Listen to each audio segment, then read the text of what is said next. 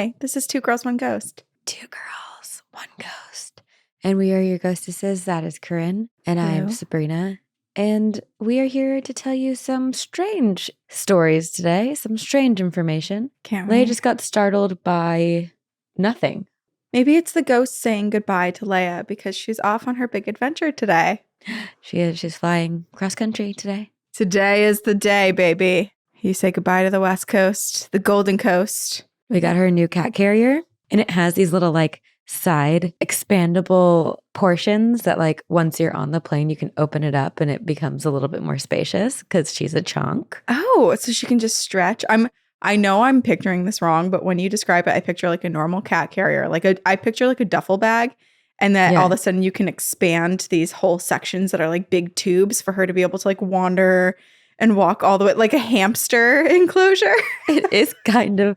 Wait, let me show you the picture. I want to see. You didn't get her one of those bags? It's the backpack where it's the clear hole and she can look out of the space hole. I don't know if those are travel approved. Oh, shoot. And I don't know that she would enjoy that for as many hours as she will be in it. Oh, yeah. I've never seen one in person, but I would love to. Look at this. Oh, okay. So it is kind of like that. Yeah. Uh-huh. That's so fun. She can peek around. She can do some sniffing, I guess, of other people's feet and all the great smells that exist on airplanes. Exactly. But yeah, we're going on our great adventure. Can I just talk about something that I really hate real quick? Okay. Let's pivot from excitement to just disdain. This is my curmudgeon-y old age commentary that I have right now. Okay. So you and I have both in our lives kind of phased out of the going to bars and clubs and out for drinks. Yeah. We'll go to dinner. We like more intimate settings where you can actually enjoy a conversation, hear someone, and talk to them. Yeah. For example, I'm going to dinner tonight with my friends, the Kelseys, who just got engaged. And they said, what time do you want to go to dinner? I said 5:30. Exactly. So that's when we're going. Appropriate. So last night we went to a bar to get drinks. And just the whole time, it was you can only talk to the person directly next to you because the whole time the people across from you are like, I can't hear you. What did you say? Or they're just uh-huh. And then I can't hear them. And then I'm exhausted because I'm trying to hear and I can't hear. And then I wake up and my throat hurts. And it's the worst because everybody, I think, feels the same way, but you all have to pretend that you don't. So everyone's just kind of mentally counting down, when is the appropriate time to leave? Can I make it another 40 minutes and then go? I wish everyone felt the same way. I don't think they do. Oh. Everyone you hang out with, probably. Yeah, everyone which will be who you hang out with soon enough. So we'll all be on the same level. Yeah, it does stink. It makes me think back. It makes me reflect on the times that I did enjoy going out. And I'm I feel like half the time I didn't still. No. You just it's just what everyone did. Drank. I don't know. Yeah. I much prefer a one-on-one situation, a two-on-two. That's it for me. Yeah. Well, I tap out there. The loud noises, it's hard. You know what I really love, which you'll love too, but I guess you could always do this in LA because of the weather, but in New England, I just feel in the summers, there's just something so magical about how many people get to sit outside, the little outdoor bistro places, because we don't have those year round. So there's so much excitement and everybody's there and you're just in this vibe, but you can enjoy that vibe and still hear each other and be one-on-one because you're outside at 4:30 p.m. It's kind of European too. I like that. It's very European. Yes. And then you can go home or you can stay outside late. But again, I feel the only times I really enjoy being up late is in the summers when we're outside, sitting at a bistro set, drinking espresso martinis. And by late, I mean everyone's oh my God, I can't believe it's already 9:45. We got to get home. That's my late. If I make it to 10, whoa. It's a crazy night for you.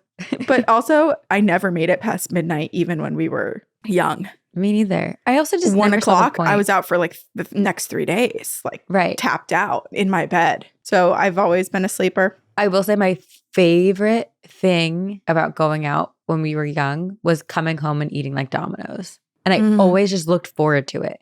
That was the highlight of those nights. Kraft mac and cheese. That was a big one for me. The Domino's order was tough because it was like, I think you and I both experienced this where we would delete the app off of our phone to prevent ourselves from ordering it, and then would drunkenly sit there, re-download it, recreate accounts, and order the Domino's. Very easy to do. One of my favorite stories is she was your roommate at the time. Caitlin woke up with an egg in her bed with her. Yes. And it was not hard-boiled. It started our friend Caitlin, who I had lived with. It was me, Caitlin, and Allie living together. And Allie woke up and was like, why is there a pot on the stove and the stovetop is on, but there's no water in the pot? And then boiled away. Turns it off. It is like, that's bizarre. Hours later, Caitlin wakes from the dead. And there, next to her, cuddled in bed, so gingerly. Which maybe is why she's such a great mom now. Like, she drunkenly could sleep with an egg that was raw and not break it. But she was like, why is there an egg in my bed? So she clearly intended to hard boil an egg and then just got a little too tired, took a little nap. Which is also a strange choice for a drunk snack. Yeah. We all have interesting, bizarre choices. Yeah, we've been through a lot. When our brains are poisoned. So literally poisoned. And at college, there was a lot of it. But there was. Now, I will say, I feel like some of the drunken food choices have returned for me in pregnancy. It's like pregnancy. I ripped through 4 boxes of Kraft mac and cheese in 3 days. There's like 3 servings in that. Wait, do they have gluten-free mac and cheese? Really one. Yes. That's Annie's amazing. White cheddar mac and cheese. They make it with rice pasta. Someone told me, one of our listeners told me, because 3-4 years ago I was complaining on the podcast about how I couldn't eat mac and cheese anymore. But Annie's. And they messaged me and they were like, Annie's. But so it's not Kraft, it's Annie's. No, it's not Kraft SpongeBob, which was my favorite. I loved the shapes, especially where like the cheese would get stuck in the little holes. Yes. That's why the SpongeBob ones were the best, because SpongeBob had a lot, there was a lot to make him look like SpongeBob. There was so many holes to pack that cheese into. Yeah. By far the best shape. Great shape. Did you ever eat Dunkaroos? Oh, of course. That was my favorite snack. Dunkaroos and Rice Krispies, but I wasn't allowed to have Rice Krispies. So every time I slept over at my friend Marissa's house, I would eat an entire box of Rice Krispies. It's interesting that you were allowed to eat Dunkaroos, but not Rice Krispies. It was because Rice Krispies had marshmallow and marshmallow had gelatin, which is not vegetarian. Oh, okay. That makes sense then. Yeah. Yeah, because I was like, I feel like if you went nutrition label. No, it's not about and that. Had them battle each other, I feel like Dunkaroos would lose. It wasn't about that. But it is gross to think how much sugar we ate as children. Yeah. Oh, and Gushers. You know what else is gross? Is like, think about Gushers and how you would trade your Gushers for different snacks. And it would be like our dirty little grimy children hands. And you'd be like plucking the Gushers because they'd be stuck to each other. And you'd have to like grab that gooey Gusher. Like it gets in your nails. Yeah. Sometimes the guts were like on your finger and you're handing it to your friend in exchange for like a Cheeto. And we would eat them. Who came up with the concept of Gushers? Because it is truly brilliant. The feeling of the explosion of a Gusher in your mouth is... Gushers are great. I also loved, and I can't remember, fruit roll-ups when they had the tattoos and you could tattoo your tongue. God, yes. That was such a so vibe. Cool. Man, we had great snacks. Did you bring your own lunch or buy lunch at school? I was a bring my own lunch almost every day. A few times in high school, I would buy lunch because I really liked the chicken sandwiches and chocolate chip cookies. Yeah. I was a lunchbox kid. And then we had cool lunchboxes back then too. I don't think I had that cool of a lunchbox. I had like one of those cooler ones, like the literally was like a cooler. I definitely had a cooler one for the majority of the time too. When my mom had packed soup, she had this like cool Campbell's soup thermos that the top was like a little like cup that you could drink the soup out of. She still has those. Man, this is making me really hungry. Go get a snack.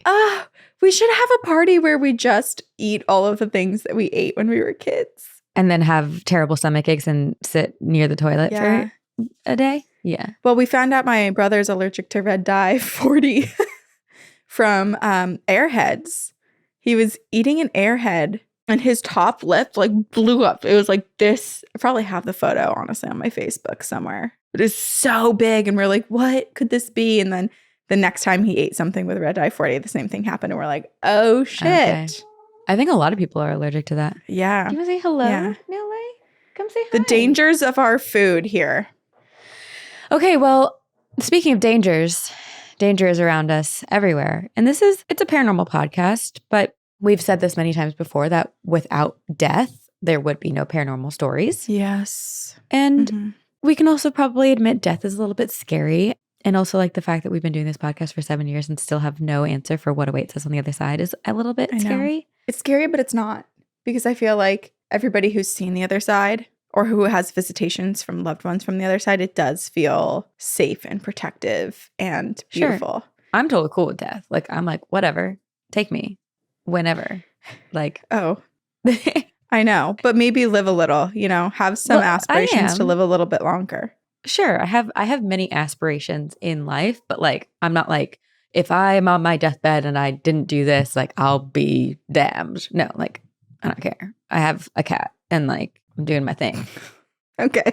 I'm not afraid of death either, but I am not ready to go. You might be afraid of death a little bit after this episode because, you know, many books, TV shows, movies have tried to explore the fear of death and the ultimate outcome of mortality because it's inevitable, it's human. But we've all watched Final Destination or referenced it on this show many times. This concept of evading death and death continuing to come for you is absolutely terrifying. I think that's the one part of death that I wouldn't like if it was like I escaped it narrowly and then it kept coming for me in like terrifying ways. Well, and I guess the proof of how scary something like that is the fact that anytime you see a logging truck on the road, very rarely will you ever see a car behind it because we're all scarred from the first Final Destination movie. Yes. Literally, that's the next sentence in my thing. But how we will die is always a mystery. Have you put much thought into how you would like to die? Are you like, I'd like to die peacefully in my sleep? This is going to be really morbid. And I feel like I probably shouldn't say this because there are so many people who we've met who listen to our podcast that are like, thank you so much. You've made me less scared of death. But I'm not sure I believe in the idea that people can die peacefully in their sleep, that they just don't know. Well, it's not that they don't know, but it's not like a painful death. Do we know that though? Or are we all just asleep? I think we're just hoping for it. So I don't know. I don't know how I want to die.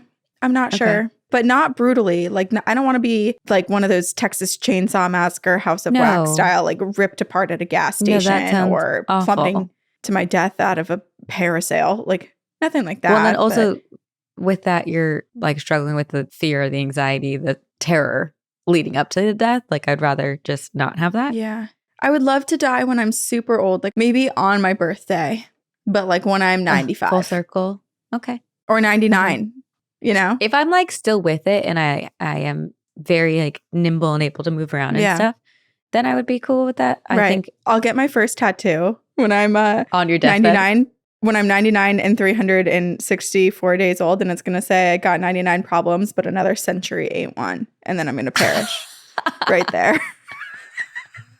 Okay, so you have put a lot of thought into this. Right now I did. This is how I'm going to go. I'm locking it in. Here we go. You're going to die as the tattoo is being started. But the tattoo isn't a real tattoo. It's just I've licked one of those fruit roll-ups, and that's what it says. I get a custom one. You got a custom-made fruit roll-up. I put it on my arm. That you're going to commission today just in case fruit roll-ups are not around then. Yeah, I'm going to have like a 50-pack just in case because you never know. I got to have it on the go in all my purses and all the cars that I travel in. I appreciate this. Thanks. Well, in this episode, we are going to talk about the most unusual deaths recorded in history. So despite talking about death, which naturally is shrouded in sadness, this episode is going to bring about a lot of discussion, maybe some future party conversations, and trigger more fears, and also leave you wondering, what'd you say? What? Oh my God. I thought I was having a stroke. No. Okay. I wrote that. Okay. Because this episode is going to cover deaths like being smothered to death by gifts, dying of laughter, being tortured by insects, elaborate yet insane historic murder schemes, spontaneous combustion, death by carrot juice, and drowning in beer. Okay. The carrot juice makes me sad. I love carrot juice. Well, everything in moderation. This is like an episode of 1,000 Ways to Die. It kind of is. I have to shout out the Wikipedia page. There's a Wikipedia page that says like world's most unusual deaths that are recorded in history. And it's just like hundreds of strange deaths.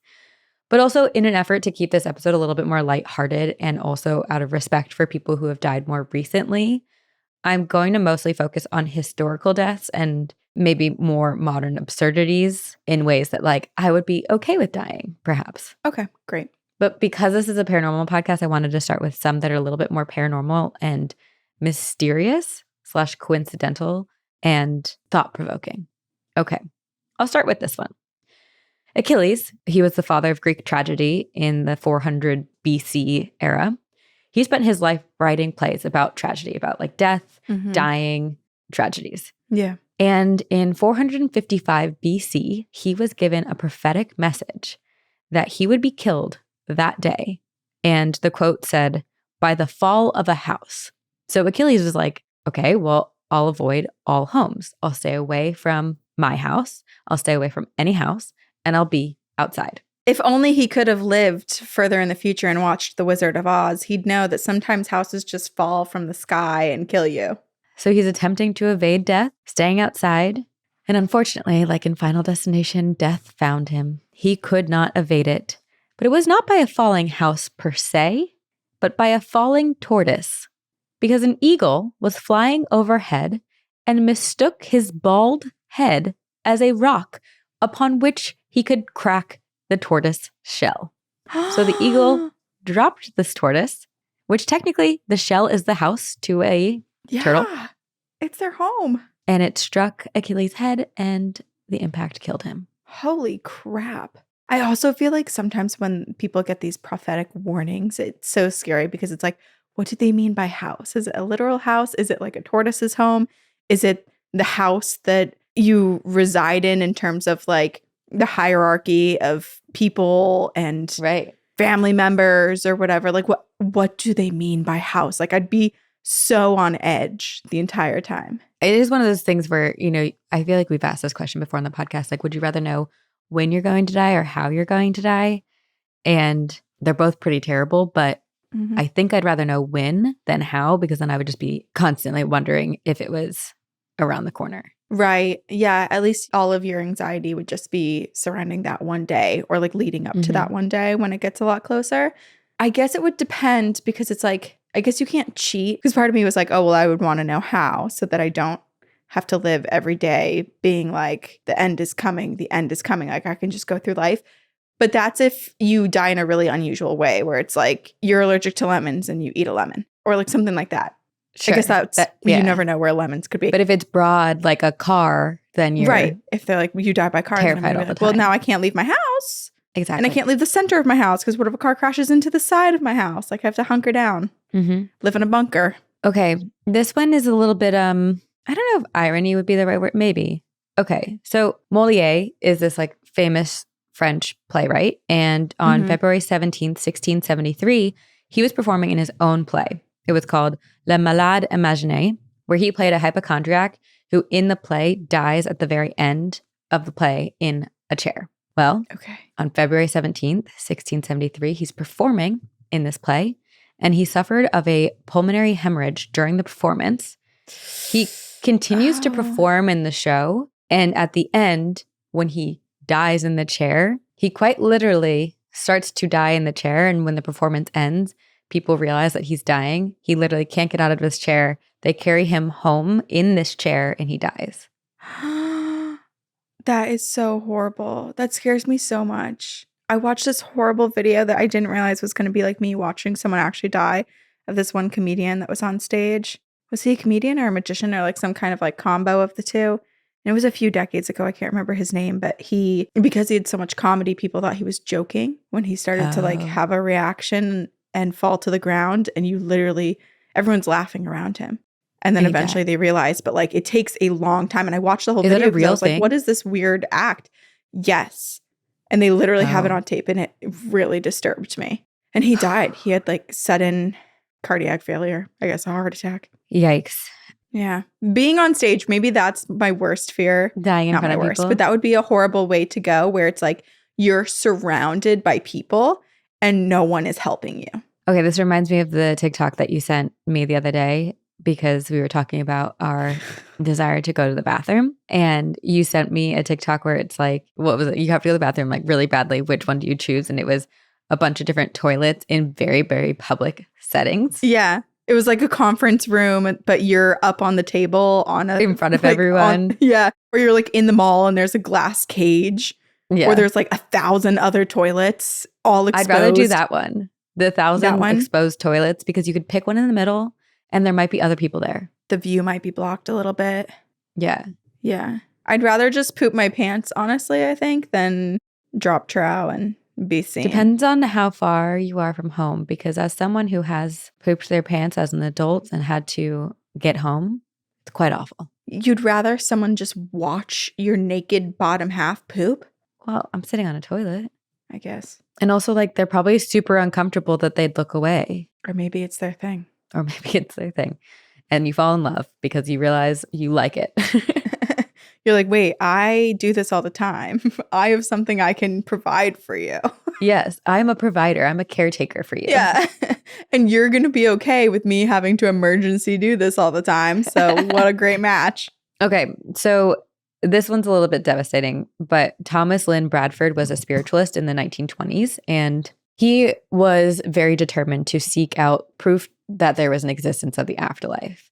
He took it a little bit extreme, and on February 5th, 1921, he made an agreement with a fellow spiritualist, Ruth Starkweather Duran, and said, I'm going to take my own life and come back to you as a spirit to prove the existence of an afterlife. Oh, God. Okay. Why can't you just wait it out? Yeah. And unfortunately, his spirit was never heard from. Okay, sad. This one is wild. It's scary that this can happen. In 1924, this man, Thornton Jones, woke up to find his throat was slit. And I don't know necessarily what was happening, but someone else was in the room, and he wakes up and he's bleeding out of his throat. He's like in a panic, and he motions for a pen and paper. And he writes down, I dreamt that I had done it, and I awoke to find it true. He died 80 minutes later. So the theory here is that he truly, in his dream, cut his own throat, and in his unconscious state, he did it. Whoa. This is reminding me for some reason of that. I know it's not correct, but that Channing Tatum movie where his wife kills him in her sleep sort of situation. Yeah. Oh, that's so scary. There are a couple infamous cases where that has been like the legal defense. Right. It's hard because it's like vivid dreams, and sleepwalking can be so terrifying. Like, I've thought about that with myself before, because I know while I very rarely sleepwalk, I am a very high functioning sleepwalker. Like, I will count things, I will pack things, I will fold things, I will operate kind of like a normal human being, but have no recollection. I've never sleptwalked. I think I'd be terrified if I saw you or anyone sleepwalking. Maybe you wouldn't know. I don't know what I'm like as an adult. No one's caught me. We just catch me because things have been done.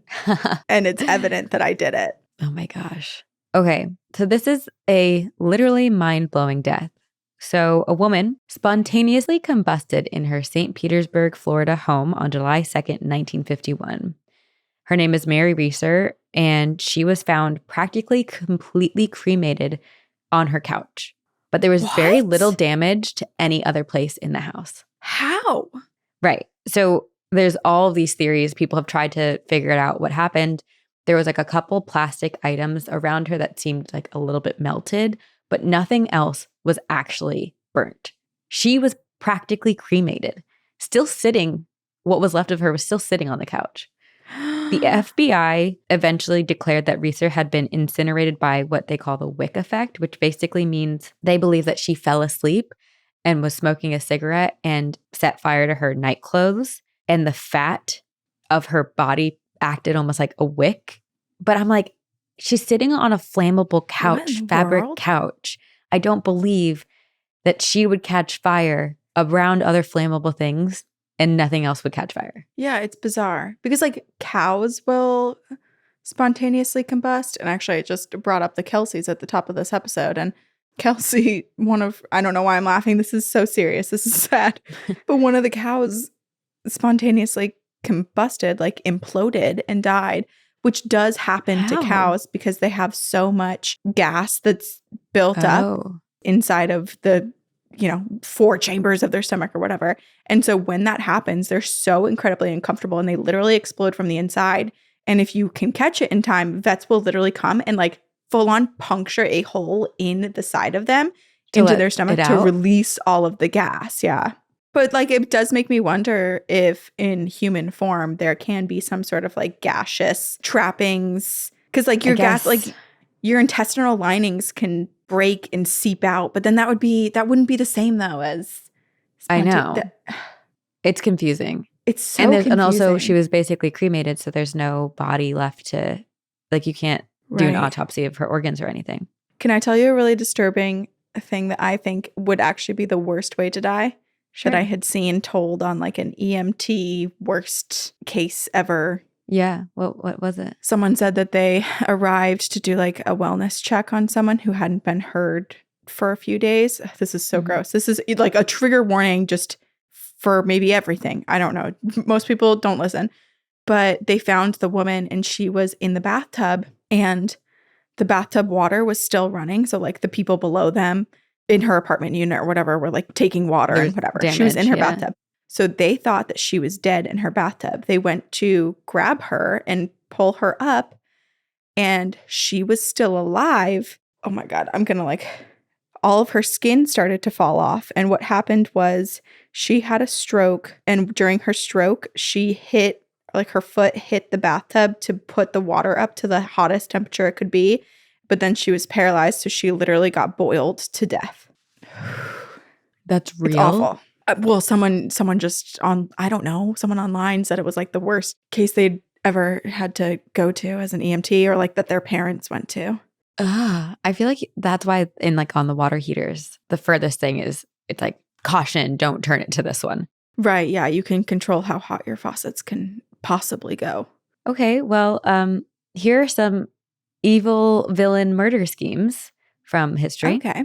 You know, we remember Scooby-Doo and like Dexter's Laboratory and all of those cartoons and evil superhero and villain movies from growing up and, you know, comics and everything. Pinky in the Brain. The submerged over the shark tank and all of these things. Classic. Well, some of them happened in real life. Oh. In 362, Marcus of Arethusa was hung up in a honey-smeared basket and stung to death by bees. Wait, when was this? Was this medieval times? Because I feel like medieval torture techniques were Before. Awful.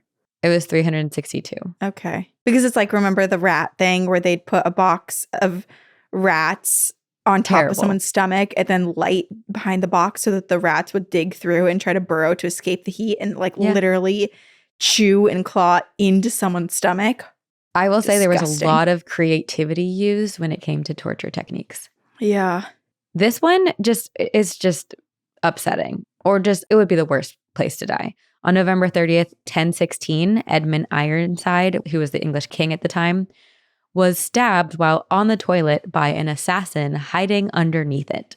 Hiding under the toilet? Was this like an outhouse sort of situation? I don't know, but hid in the bathroom. So pants were down. That is, that is not great. You cannot take control of the situation when your pants are down like that. It's too difficult. No.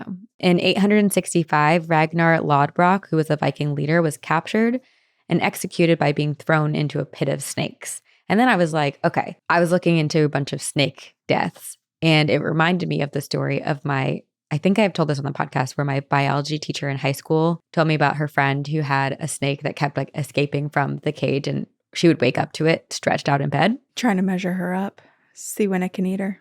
And I found a story. The first and fully confirmed case of a snake swallowing an adult human was in March of 2017. Akbar Sulubirio was a 25-year-old who was killed and swallowed by a python in Indonesia. Swallowed. Oh, God. Swallowed. So horrible. Well, some of them are so big. Yeah. It's like that guy who wanted to, there's like this happened within the past few years, that some guy was like, oh, I want to be eaten by an anaconda or whatever.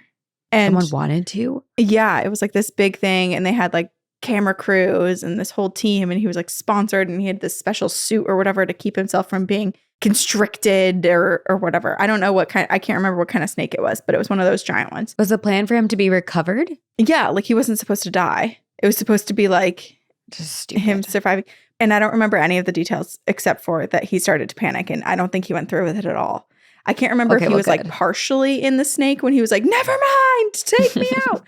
Or if he just like never entered the snake, but he did panic as that was happening. Okay, I picked a death for you because it's your worst nightmare. Great, thanks. Well, it's not like for you, but this one, I'm reading this one for you.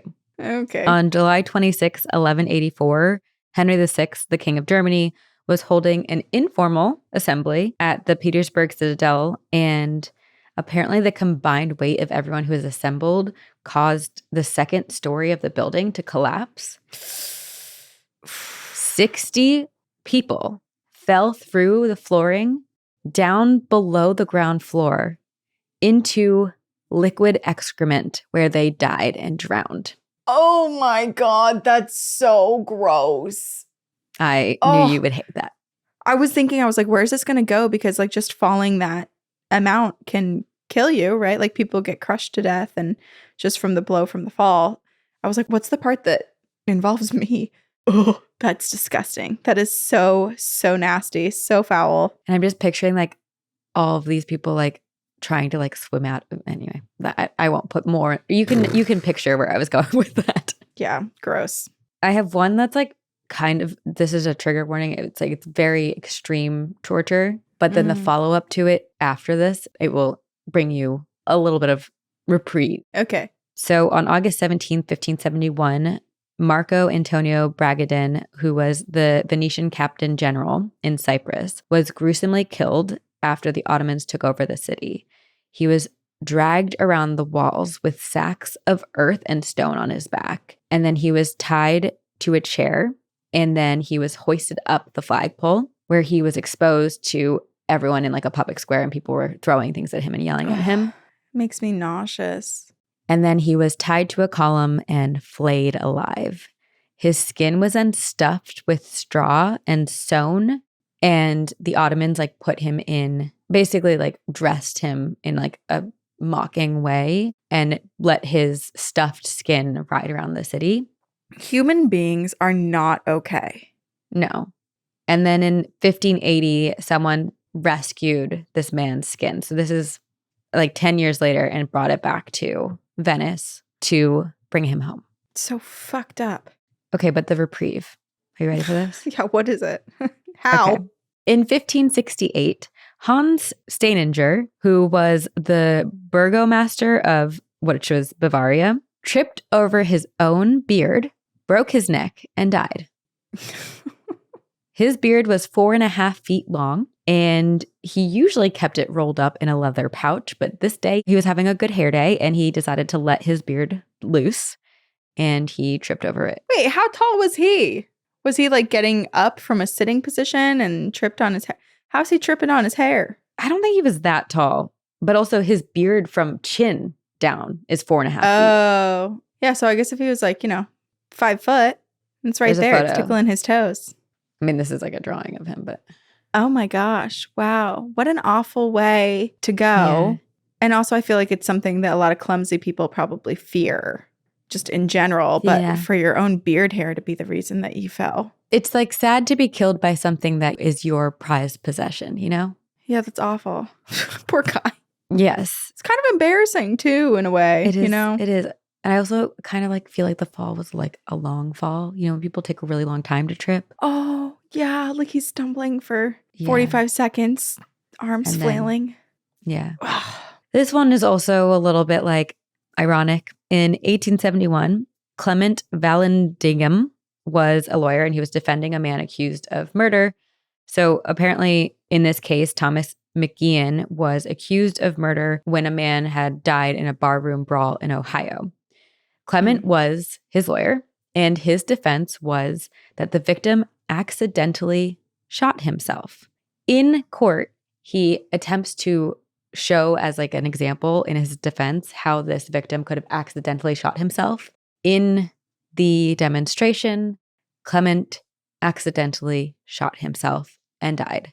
But because of this, his defense worked because his client was found not guilty. At what cost? Because that client now is traumatized. And everyone in that courtroom. Right. And that guy lost his life. I feel like they should never use actual guns or even like prop guns. I feel like you should have to use a water gun, like a squirt gun 100%. When doing any sort of demonstrations. Because 100%. The amount of just like... And in movies. There's so many accidents that could be... Just don't fucking use one.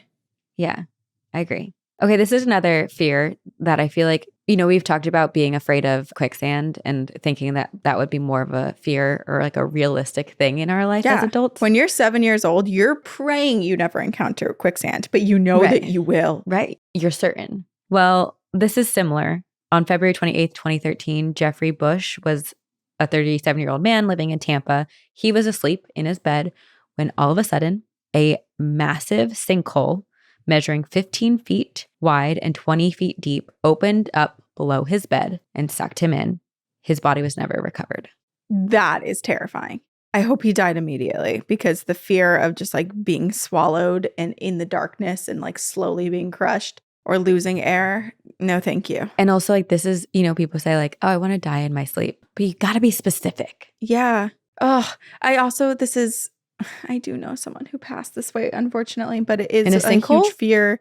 No. What I'm about to say, like the kind of adjacent, but like when you're skiing and snowboarding and you fall into a crevasse and they can be so deep. Oh, that's so scary. It's terrible. So scary. On February 18th, 1478, these are kind of just various now, ones that I was like, oh, these are interesting. George Planignet, who was the first Duke of Clarence, apparently he was to be executed and he got to choose how he was to die. And he chose to drown in a barrel of wine. Oh, why'd they give him a choice? Is that just something everyone got or was he special? I don't know, but he chose and he did. He drowned in a barrel of wine. Again, like how specific is it? Was he truly just drowned to death in a barrel of wine or did he get to drink himself to death by being given a barrel of wine? I'm sure he took a mouthful. I don't know that he got to like get to the buzz and enjoy it. Well, that's it. Out of all the things that you have told us so far, I feel like this one is probably the one that if I had to choose one of them, I would choose. Okay. This is a man who is now known as the Flying Tailor. So his name is Franz Rielt. He was a tailor and an inventor. And he basically invented this parachute that he was like, I'm going to take off from the top of the Eiffel Tower with my parachute. And all of his friends are like, well, don't you want to like use a dummy to test it out first? And he was like, no. I think the only way to test out and prove the validity of my invention is by just going for it. This is giving submersible. And unfortunately, he plummeted to his death. Yes. Sometimes you just gotta actually test things out and not let your hopes, your dreams, and your ego get the best of you. Get in the way. Yes. I think that's our own worst enemy as humans. Yeah. So I mentioned this one in the beginning, carrot juice. You can continue to enjoy carrot juice, but I do not recommend drinking 10 gallons of carrot juice over 10 days. Okay. Because this man, Basil Brown, died in 1974. He was a 48-year-old health food advocate from England, and he died from liver damage after consuming 70 million units of vitamin A and 10 gallons of carrot juice over 10 days. When he died, his skin was bright yellow. Whoa. Yeah. Too much carrot juice. It is crazy because it's like, when kids eat like a bunch of vitamins, like they get the gummy vitamins and they eat the whole pack and then the parents call poison control or whatever and they're like, they'll be okay. Like the vitamins will flush out of the system. But like if you continue to do that nonstop to your body, like, your body can't process it. Like there is a threshold. It is really interesting when you look at vitamin C supplements, if you look at them, it says like 1,000% of your daily value. Right. And it's like, okay, well, can't we just get 100%? Like clearly our body doesn't need 1,000%. 1,000%. Like why do we do that? Yeah. That's a good question. Doctors? Why are we challenging everything to process what we don't need? Right. This man, Kurt Gödel, was an Austrian-American logician and mathematician. And out of nowhere, he developed this like terrible fear, like obsessive fear that he was going to be poisoned to death. So he refused to eat any food except for food that his wife prepared for him. And then his wife passed away, and he was so scared, like so consumed by this fear, that he starved to death. Oh my God. That's so sad. It's so sad. Because that's, that's all mental. I feel like that's very, as someone who does actually have OCD, like that could be very OCD type of thing. Very. This one I mentioned to you the other day, on March 9th, 2001, Bernd Brands was voluntarily slaughtered and eaten by Armin Muse following a discussion on the internet. Basically, he found Armin, who wanted to eat someone, and Bernd volunteered. And at his request, Muse first amputated his penis and unsuccessfully tried to eat it, and then apparently taped the entire amputation, murder, conservation, and eating of this man's flesh and meat. So the guy was alive for some time then? Mm-hmm. Like he watched the guy eat him? Part of him, yeah. Oh my God, my heart. This is that scene in Hannibal Lecter that has fucked me up, where he like takes the part out of the guy's brain and like cooks it and feeds it to him. Yeah. But this is like, why would you choose that? I don't know. That's a whole other thing. But I don't know. In an interesting plot twist, Armin Muse, who was arrested and spent his life in prison, became a vegetarian during his prison sentence. Oh my God. Well, also there is something, I learned about this when I went to the Cannibal Museum in San Diego. But I shouldn't say when, as if people are inevitably going to do it. Doing this all the time, yeah. Yeah. Should someone find themselves in a position where they have to cannibalize, which in history, a lot of that has to do with shipwrecks and people trying to survive on these long voyages. If you eat human flesh, it's poisonous to your own body. So you go mad. There's just no reason to. But I'm glad that guy in prison, I wonder if there was like something in his brain where he had been cannibalizing or something. And it just kind of like continued to manipulate his brain in a negative way. And then once he went to jail, that all kind of flushed out of his system. And then he was like, holy shit, I'm only going to eat vegetables and rice and beans. Yeah. I don't know. This one's just, maybe this very much could have been avoided. So on December 2nd, 2009, Vladimir Likhanos died when his chewing gum exploded. So apparently he liked to dip his gum into citric acid to increase the sour taste. When they investigated this, because people were like, was he poisoned? Like, was this like an attack or anything? Police found 100 grams of some unidentified explosive powder because this man had studied chemistry at home. And it looked like citric acid, but it was an explosive powder. And so he accidentally dipped his gum into a powder that was 4 times stronger than TNT. Oh my God, that's horrible. And so his saliva triggered the TNT explosive powder and exploded. Jeez. So dangerous. It's like those weird things that you would just never think. How would you ever predict that could be something to happen to you? Right. But at the same time, it's like if you are mixing sort of chemicals and have these things going, perhaps maybe you should have it very clearly labeled. Special attention. Yeah. Yeah. Although it is hard because there's so many products out there. Like there's caffeine concentrate, which is, I think, one of the scariest products ever made because people think that it's cold brew.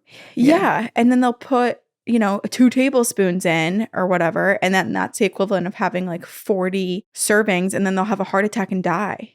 Read your labels. Something should be maybe just illegal too. Well, coffee concentrate is great if you use it properly. Yeah, but some people don't. Like some people will add it to like their protein shakes or something. Like it's not just normal coffee. Like I feel like there needs to be a bigger transition phase for a product like this where most people just think that they're buying something that they've bought 100 times off the shelf, just a different brand. I'm worried for people, man. Well, people should read. And if they don't, there's a little bit of Darwinism there. I don't know. Panera's out here just freaking trying to kill people left and right with the amount of caffeine they're putting in their lemonades. Okay. We've talked about this before. The molasses flood. You've talked about it in Boston. The Great Molasses Flood in Boston. Yes. Where 21 people were killed and 150 were injured after a large tank of molasses burst in Boston's North End in 1919.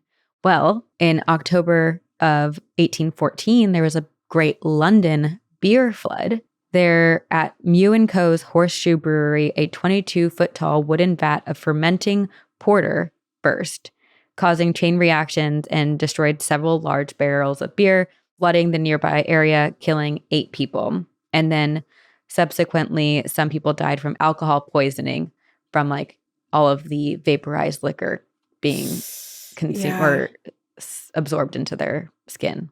It is so wild because we think of those events as being like some sort of like Willy Wonka sort of situation where it's like almost like a little cartoon wave, but there are so many weird things about it that can kill you. Like the molasses flood, it was like basically like 50-mile-an-hour waves, right?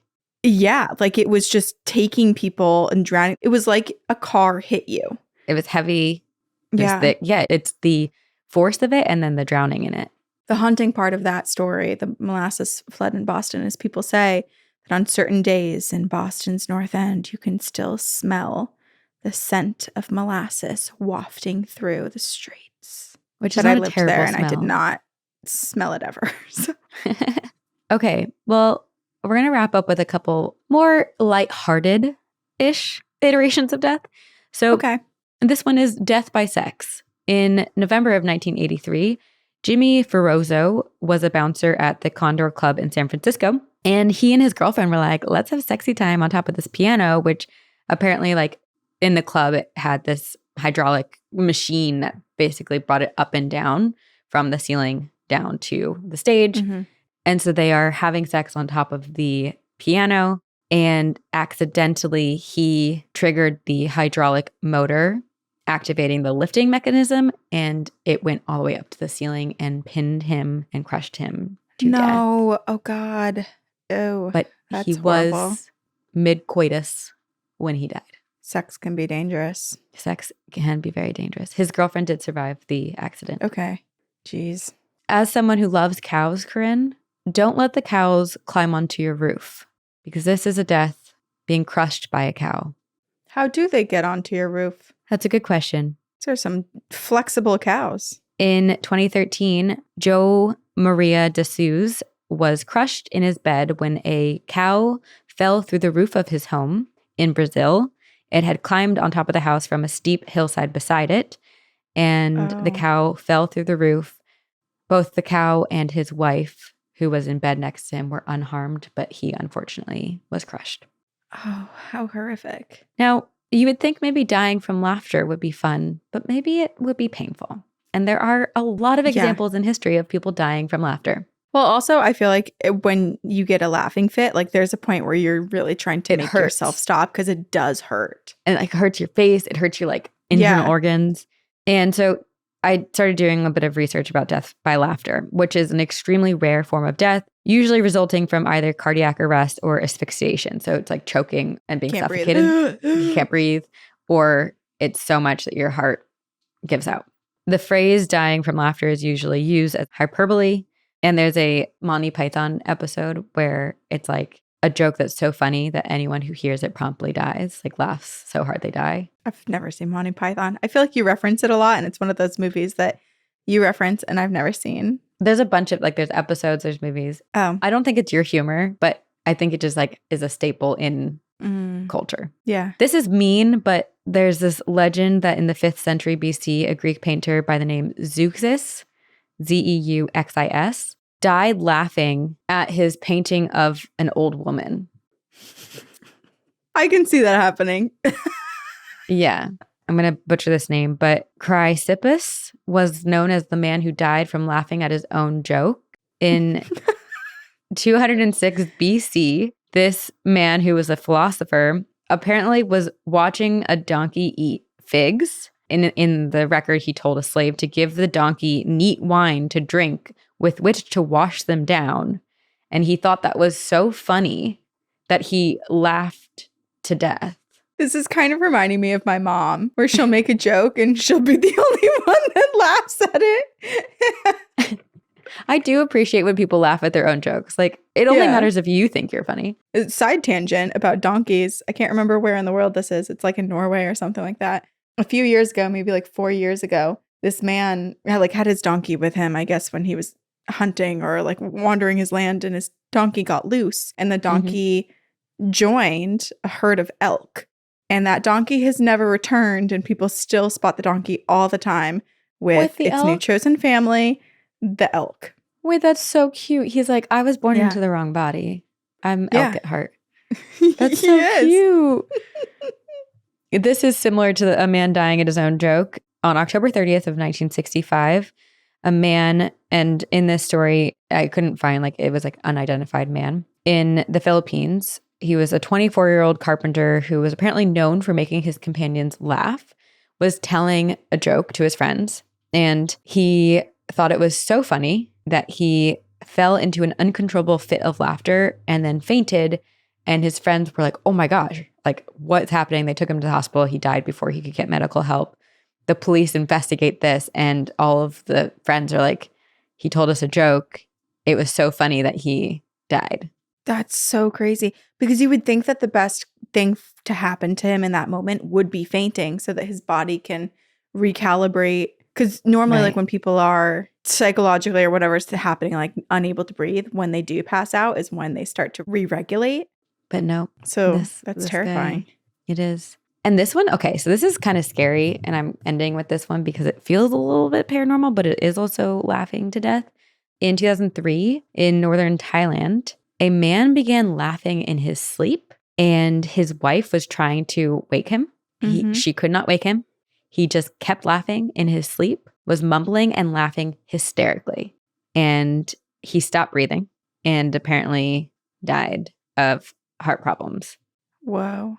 I'm concerned because I think if this weren't a paranormal podcast, I'd be like, at least whatever was happening in his dreams was hilarious and he got to like die happy. But knowing what we know of the astral plane and of certain visitations and encounters that people can come by while they're asleep, it does make me suspicious. Like, what if there was some sort of entity there that was manipulating him and trapping him in this like horrible, torturous state of laughter? I hope he was unaware. I hope so too, but it's scary. Just the dream world in general, we don't really understand like what's happening. And the fact that he was unable to be woken up and could not stop laughing. That is very disturbing. It's kind of like sleepwalking. It's scary. Don't wake a sleepwalker. Those are a bunch of unusual deaths. And there were hundreds of them. You can find so many deaths on the internet. But I mean, there's the show 1,000 Ways to Die. There's at least 1,000. At least. Yeah. There was also like a lot of being trampled by animals. And then there was a story of like when cars were first built, there was a story of a woman who got struck by a vehicle and was the first person recorded to have died as a pedestrian. Oh my God. And I was like, that's scary. I know that this isn't a show, but in The Good Place, it reminds me of what's a guy from Jacksonville, Florida's name? Oh. I can't remember, but his way to die, remember he would like went into some sort of locked, like he was like, oh, like put me in this like, yeah, it was like a fridge or like a bank vault or like some sort of metal contraption, and they didn't have a key and he got stuck and suffocated, and that's how he died. There was someone who that happened. Actually, there was a story of a woman who was trying to hide her boyfriend from her dad, and so she like closed him into a cupboard and he suffocated and died. Oh my God. This was like back in really like olden days. Yeah. Yeah. Okay. What a charming and uplifting episode, Sabrina. Thank you for that. You're so welcome. Lots of fears for you all to think about now. I don't know if I can just continue about the day that I was going to have in the way that I was going to have it now. I feel like I need to pivot. I will say, I feel like you gave me the most horrifying one, or gave all of us the most horrifying one, the boiled to death. Like, that was all you. Okay, I guess that's true. I did contribute. Because that feels really realistic. Whereas a lot of the ones that I was saying were like it doesn't feel like they are as common or realistic. Your likelihood of being strung up and covered in honey for bees to come after you is probably pretty low. Yeah. May as well buy a lottery ticket, I think, at that point. You're probably better chances. Hopefully, let's pray that that's not the way that the world starts to pivot. My mom won $4 on the lottery. She did? Oh, man. Yeah. I'd like still have never won even $4 from a lottery ticket. Wow. I love scratchers. Big winnings. I'm a scratchers gal. I like the scratchers that are my brain can't think of any words, but it's the one with the words. Scrabble. A crossword. The crossword one. Crossword? Okay. Yes. I like that one. Yeah. All right, well, I have a story from a listener that caught my eye because of the title of it. I thought maybe it would be appropriate to read for this episode. It's called Ghost Child Predicts Death Through Dream. And this is sad. I will give a trigger warning at the top that suicide is pretty prevalent throughout this entire story. Okay. Hello, Sabrina and Corinne. I'm steadily working through all of the episodes of your podcast, and I'm almost halfway through. Woohoo! I also have steadily been sending you guys stories, but here's another one. I apologize in advance because I do have so many stories, but I wanted to send this one. Never apologize. We want all of your stories. Yes, we do. I did experience a bit of this story, but this one mostly happened to my husband and his family in a previous home, and he finally gave me permission to share the story with you guys, and I would really love to know your thoughts. My husband, I'll call him Jay, and his family moved to a home when he was around 12 years old. He was the oldest, and his parents let him and his brothers share the master bedroom. Lucky, I know.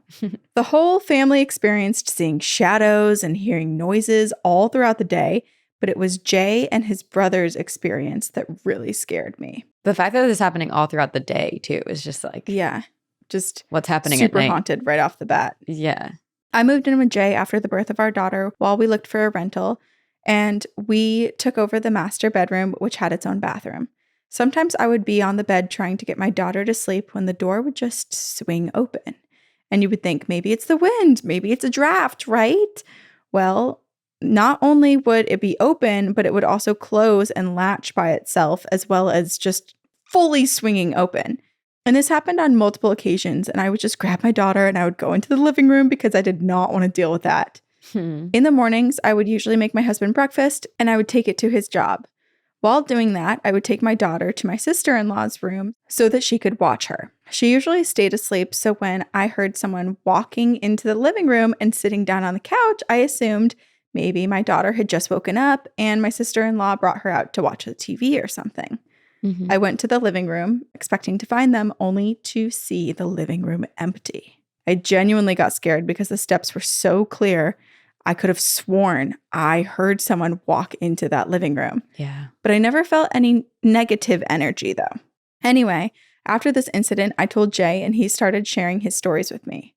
First, I will tell you his brother, we'll call him T, was home alone one night, and he was just laying on his bed. His bed was up against the window, and the curtain was closed. It's important to note that it was wintertime, so the window wasn't open, and it hadn't been open in a while. As he was laying in bed, he kept hearing tapping on the outside of the window. At first, he thought it was the wind or maybe a bug outside, but it became louder to the point that it sounded as if someone was banging on this window. He got scared, he jumped out of bed, and he was just standing there shocked, staring at the window. T then saw the curtain start inching forward, and a face in the curtain began to appear. He bolted out of the room, he locked himself in the bathroom, and then he called his dad. When his dad came home, they all assumed that maybe it was just the wind, but when they checked the window was still locked shut. There was no way that the wind could have made a silhouette in that curtain. Oh, I hate that. Like using the curtain to, it's like the hands, like, reaching out at the walls. Yes. Oh. Okay, now for Jay's experience. His bed was parallel to T's on the other side of the room. One night, when he was around 15 years old, after playing some video games with his youngest brother, we'll call him P, he went to bed. T was out with friends, and so he had the whole room to himself. So he settled into the bed, he turned towards the wall, and as he was falling asleep, he felt someone lay in bed with him. He didn't think much of it because he thought that it was P, and that P had probably just gotten scared from playing the video games. So he turned his body around to ask if P was okay, and when he opened his eyes, he saw what he described as a young girl around 13 staring at him. She was also laying in bed inches away from his face, and she had black hair. Her face was blue. Her lips were almost black. She continued staring at him, and thinking it was a dream, he just closed his eyes again. And when he opened them, she was still there. He was basically just there, frozen in fear, and I don't know how he didn't start crying because I would have. So they just lay there, and they're staring at each other, and she didn't move. He didn't move. He didn't know how much time had passed before he decided that he just couldn't look at her anymore, so he turned back towards the wall and he fell asleep. In the morning, he wasn't sure if this was a nightmare or if it was real. Jeez. So fast forward a couple weeks, he started seeing more shadows, he was hearing more noises, and overall, the activity was getting way more intense, but just for him. He started dreaming of this girl, and every time he dreamt of her, it was like he was unlocking a scene. First, he would just dream of her staring at him. Next, it was her staring at him, but they were outside by a field. Next, it was her staring at him by a field, and she pointed up towards a hill. After that, it was her pointing towards the hill to a tree. And then it was her pointing towards the hill to a tree that was near a red brick home. And the last dream was her staring at him and then pointing at the hill with the tree and the red house. But on the tree, there was a silhouette of someone hanging on the tree. He assumed it was her on the tree because she was blue, and he thought maybe she was trying to tell him how she died. He kept having this dream for months, and the last time he dreamt of her, he was able to talk in his dream. He told her he was sorry, but he couldn't help her and that she needed to move on. She just kept insistently pointing at the hill, and he kept repeating, "I don't know how to help you. I'm sorry. I don't know how to help you. I'm sorry." Oh my gosh. But she just kept pointing at the hill like there was something he wasn't seeing. After that, he started putting his foot down and telling whatever was in the home to leave him alone, and he didn't know how to help, so they just needed to move on. This is so sad. And now this is the trigger warning for suicide. Now we fast forward 8 years. My husband's family has since moved out of the home and into a new home. We now live in our home, as does T, and now it's just his dad, mom, sister, and P living together. My husband got the worst call anyone could ever get. He was told that P had died by suicide at just 15 years old. Oh my gosh. He had hung himself, and since they lived in the country and there was a blizzard, it took EMS 30 minutes to arrive to their house.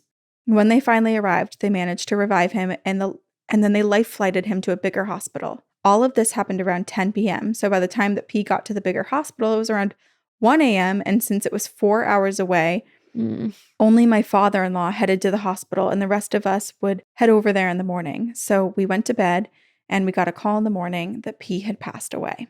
Jay told me weeks later that the same night he dreamt of that girl one last time. It was the same scenario, except this time, instead of pointing to the hill, she just stared at my husband, and then she looked towards the hill, and Jay looked towards the hill, and it was P that was hanging there. Stop. This is when everything started to make sense to him. The house on the hill, as I mentioned before, was by a red brick house. The home P currently lived in and where he completed suicide was a red brick house with a tree beside it. When they found his phone, they found out that he had been planning to do it at the tree. But since there was a blizzard, he did it inside the home. Oh my gosh. This girl, for whatever reason, decided to warn my husband about his brother's passing, but unfortunately my husband just didn't understand her message. His brother was such a sweet soul. It affected so many people profusely, and we miss him every day. Jay hasn't seen her since, and it's been really hard on him because he feels like maybe he could have prevented it. No, that's so sad. The home where he saw her originally has since been demolished, and when we researched its history, nothing came up. We will never know who that young girl was and why she presented herself in that way. Within all that grief, P also came to all of us in our dreams the weeks following his death, like he was saying his final goodbyes. His room was on the second story of the home, and my father-in-law, my mother-in-law, and sister-in-law all heard footsteps, his voice calling their names, and someone turning on the shower every now and then. It wasn't until my father-in-law dreamt of P with his deceased grandpa that they stopped hearing the noises. P apparently told him that his grandpa had found him and was ready to take him with him. Oh, that's really sweet. P said he was sorry for scaring them and that he tried to talk to Jay, but Jay wouldn't let him in. My husband was the only one that did not get to dream of P. All of this has made my husband into the biggest skeptic I know, and he's closed himself off so completely to spirits, but I do understand his reasoning. I love the podcast. Keep up the great work. I don't know what I would do on my commute to work without it. See you on the other side. L. This is so tragic, and I'm so sorry for your husband's loss and your loss and like this heartache this family went through. And also, like, I feel sad because while this little girl was sharing that message so clearly, like, there's no way to interpret that or even know what it means and know that you can, like, there was no prevention of this. And that's just like really, really tragic. Yeah. And even her own appearance, like, even if she didn't appear blue with like black lips or anything like that, you're still seeing a spirit who's trying to show you a scene of a death. And the figure that is dying is blurred out. Like, any person would assume that she was trying to say, like, this is how I died. 100. Right? That's immediately what I thought. Yeah. I wouldn't have ever thought about any other possibility because that does feel clear. Like I would be like, oh, of course. Yeah. She's trying to show me. I do wonder if this little girl is connected to their family in some way and not the house. You know? Yeah. What if she's Elle's husband's spirit guide? Or what if in some strange haunting of Hill House way, it's actually a old version of P's spirit? I don't know. Oh, interesting. It's very hard. Yeah, it is really horrible that this happened. So I do feel sad. so horribly for Jay, that Jay does feel some sort of regret and confusion and feels like maybe he would have been able to do something. Yeah, I know that it's not helpful to say that that's not the case because, you know, people grieve and process things in their own way. Yeah. Yeah. But I do think it's really interesting that P did come through to everybody's dreams, that he clearly was trying to get through to Jay. And Jay shouldn't feel like he missed out on something because P still made a point of being like, hey, by the way, Jay, I tried. I came to visit you. Hello. I was here just to let you know you weren't forgotten about. Clearly, he means so much to him that he put in that effort too, to be like, by the way, Jay, like, I'm here for you too. And I do love that he came to say, like, I've been found by our grandfather and I'm moving on, and has not been seen since. Like, it's like a very beautiful, peaceful message. Yeah, he was just wandering about his family home with his family around. And then after some time, his grandpa comes and he's like, hey, kiddo, ready to go? Yeah. I guess. Well, we know that this episode was a little bit sad and death is a bit scary, but we also hope that you understand that there is a beautiful side, or hopefully this podcast gives you this belief that there is something beautiful to the afterlife and there is something more, whatever it is that you believe. If you have any ghost stories, paranormal stories, you can email them to us at twogirlsoneghostpodcast@gmail.com. If you've heard of a strange death that you want to tell us about, you can also email us about that. You can find anything you need about our podcast on our website, Two Girls, One Ghost.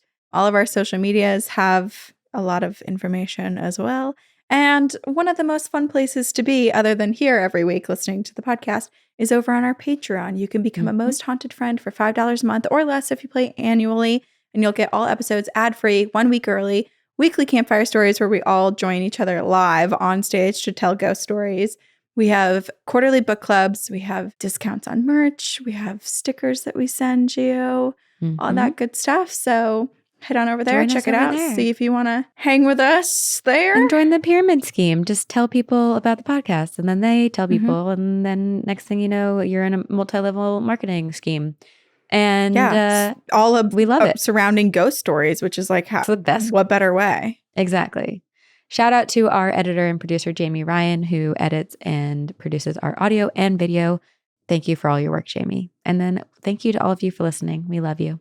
And we will see you on the other side.